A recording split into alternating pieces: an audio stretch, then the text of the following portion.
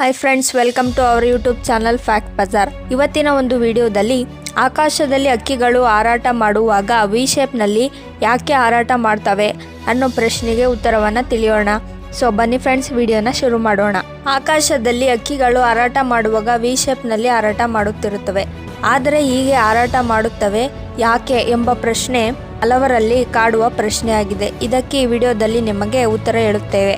ಹಕ್ಕಿಗಳ ವೈಶಿಷ್ಟ್ಯ ಅಂದರೆ ವಲಸೆ ಹೋಗೋದು, ಉತ್ತಮ ಪರಿಸರಕ್ಕಾಗಿ ಹಾಗೂ ಒಳ್ಳೆಯ ಸಮಯವನ್ನು ಕಳೆಯುವಿಕೆಗಾಗಿ, ಆಹಾರ ಹುಡುಕಾಟಕ್ಕಾಗಿ, ಹೀಗೆ ಹಲವಾರು ಕಾರಣಗಳಿಗೆ ಹಕ್ಕಿಗಳು ಒಂದು ಕಡೆಯಿಂದ ಮತ್ತೊಂದು ಕಡೆಗೆ ವಲಸೆ ಹೋಗುತ್ತವೆ. ಈ ವಲಸೆ ಹೋಗುವ ಕಾಲವನ್ನು ನಾವು ಶ್ರೀರಂಗಪಟ್ಟಣದ ರಂಗನತಿಟ್ಟು ಪಕ್ಷಿಧಾಮದಲ್ಲಿ ಕಾಣಬಹುದು.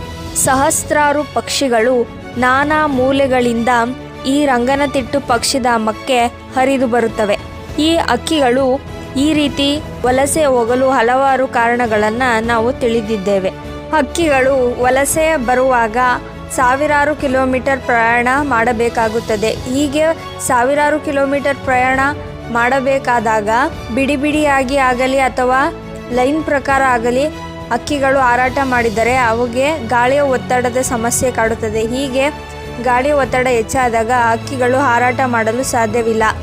ಈ ಕಾರಣದಿಂದಾಗಿ ಹಕ್ಕಿಗಳು ವಿ ಆಕಾರದಲ್ಲಿ ಹಾರಾಟವನ್ನು ನಡೆಸುತ್ತವೆ. ಆದರೆ ಹೀಗೆ ವಿ ಆಕಾರದಲ್ಲಿ ಹಾರಾಟವನ್ನು ಮಾಡುವಾಗ ಮೊದಲನೆಯ ಪಕ್ಷಿಗೆ ಮಾತ್ರ ಗಾಳಿಯ ಒತ್ತಡದ ಸಮಸ್ಯೆ ಉಂಟಾಗುತ್ತದೆ. ಉಳಿದಂತೆ ಮೊದಲನೇ ಪಕ್ಷಿಯನ್ನು ಹಿಂಬಾಲಿಸುವ ಎಲ್ಲ ಪಕ್ಷಿಗಳಿಗೂ ಯಾವುದೇ ರೀತಿಯ ಒತ್ತಡ ಇರುವುದಿಲ್ಲ.